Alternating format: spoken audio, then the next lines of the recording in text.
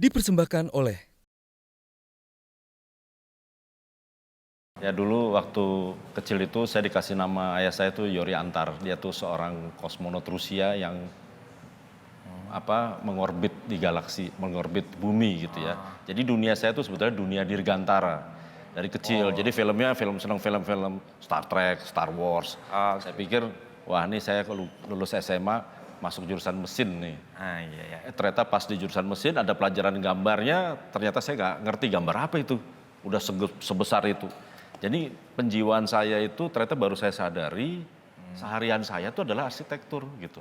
Apalagi ayah saya juga arsitek dan sehari-hari saya selalu dibawa ke proyek-proyeknya dan daripada saya drop out, saya minta pindah. Oh gitu. Nah, waktu pindah, loh kayaknya feel at home gitu. Iya. Karena di rumah di mana dengan apa yang Rumah sudah biasa. sehari-hari sekolah saya di Panggung di Luhur pun juga yang bikin ayah saya juga. Iya. Nah itu Mas Yori, akhirnya saya tahu betul bahwa dunia arsitek adalah dunia yang juga memang membutuhkan tantangan. Tapi kok saya heran dalam karya-karya Mas Yori ini dekat sekali dengan unsur tradisi, unsur ritual, unsur sesuatu yang berbau dengan kearifan lokal. Kita tuh sebetulnya sangat kaya karena kita tuh bisa berada di dalam dua budaya modern ya dan budaya tradisional. Ciri-ciri dua budaya ini beda. Yang budaya modern itu hasilnya pasti melalui tulisan. Nah kita semua dididik dengan budaya modern sebetulnya. Perguruan tinggi itu pasti budaya modern. Nah ada lagi masyarakat tradisional yang budayanya bukan menulis tapi oral, lisan. Nah kalau di dalam arsitektur budaya modern itu pasti proyeknya ada arsitek, ada kontraktor, ada mandor sampai tukang.